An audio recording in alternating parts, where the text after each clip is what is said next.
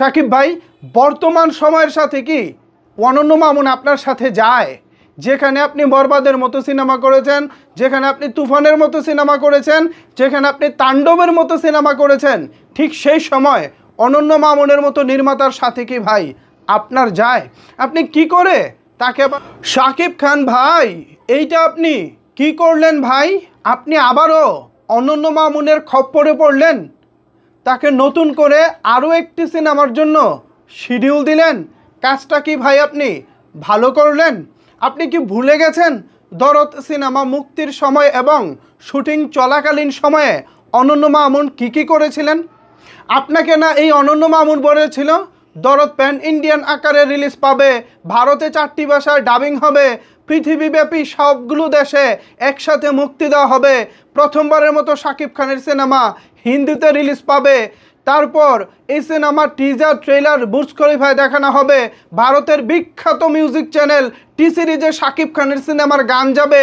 এরকম নানা রকমের চাপাবাজি করে ভক্তদেরকে নানা রকমের আশ্বাস দিয়ে শেষ পর্যন্ত দেখলাম একটা রিজনাল টি সিরিজেরই একটা অঙ্গরাজ্যের ইউটিউব চ্যানেলে আপনার গান রিলিজ করলো। না 4 ভাষায় ছবি রিলিজ পেলো, না 4 ভাষায় গান রিলিজ পেলো, না পৃথিবীব্যাপী আপনার দরদ সিনেমা মুক্তি পেল। আর সিনেমাও যেই পদের সিনেমা ছিল রে ভাই, এটা কি পাতে তোলার মতো সিনেমা? রিলিজের দিন শুক্রবারে আপনার ভক্তরা আপনার দিকে তাকিয়ে থেকে সবাই হলে ছুটে গিয়েছে, হলে গিয়ে দেখে এটা কোনো ছবির জাত না। যে জায়গায় শুক্রবারে শাকিব খানের সিনেমা ওয়াশ আউট হয়ে যায়, সেই জায়গায় আবার সেই শাকিব খান কিভাবে অনন্য মামুনকে শিডিউল দেয়?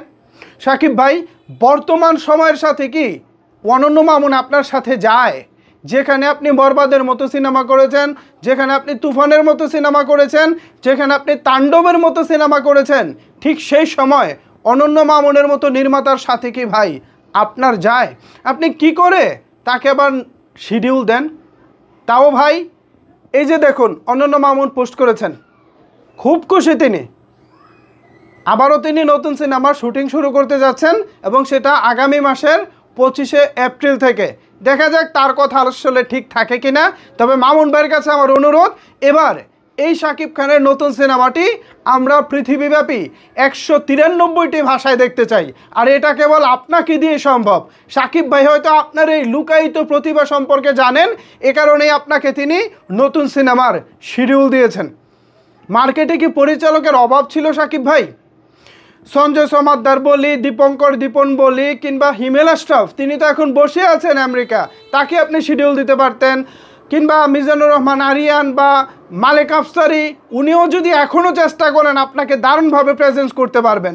কত শত পরিচালক আছে ভাই, আপনার বাংলাদেশ বাদ দিলাম, বাংলাদেশের কাউকে লাগবো না, কলকাতায়ও তো অনেক ডিরেক্টর পড়ে আছে, কমার্শিয়াল সিনেমার ডিরেক্টর জয়দীপ মুখার্জি, যিনি আপনাকে নিয়ে শিকারি, ভাইজান, চালবাজের মতো দারুণ দারুণ সিনেমা বানিয়েছেন। এদিকে পড়ে আছে রাজীব বিশ্বাস, যিনি আপনাকে নিয়ে নাকাব সিনেমা বানিয়েছেন। আপনার ক্যারিয়ারে এখনও পর্যন্ত সর্বোচ্চ অ্যাকশন এবং ভালো সিনেমা যেটা, সেটা হচ্ছে নাকাব।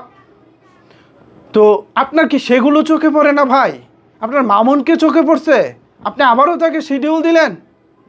জানি না, সাকিবিয়ানরা প্রচণ্ড হাইপার হয়ে গেছে এই খবরটা শুনে। যাই হোক, এখন দিন শেষে শাকিব খান তিনিই শেষ কথা। যেহেতু আমরা তার শুভাকাঙ্ক্ষী, ভক্ত, অনুরাগী যাই বলি, আমরা তার দিকেই তাকিয়ে থাকি। তিনি যদি দিন শেষে তাকে শিডিউল দিয়েই দেন, তাহলে আর কি করার, এই ছবির পিছনে আমাদের হয়তো বা থাকতে হবে। এখন আমরা কি আগে থেকে আওয়াজ দিব মামুনের ছবিটা কি হবে নাকি হবে না? এখন সিদ্ধান্ত আপনাদের। আপনারা যদি বলেন যে মামুনের ছবি হোক, তাহলে হবে। আপনারা যদি বলেন যে ভাই আওয়াজ উঠান, আমরা মামুনের পক্ষে নাই, তাহলে আওয়াজ হবে জোরসে। এখন সিদ্ধান্ত আপনাদের। কমেন্টস বক্সটা নিচে দেন, এই যে কমেন্টস বক্সটা আপনাদের নিজেদের জন্য ওপেন রইল, এখানে জানিয়ে দিন আপনার মন্তব্য। ধন্যবাদ সবাইকে এতক্ষণ আমার সাথে থাকার জন্য।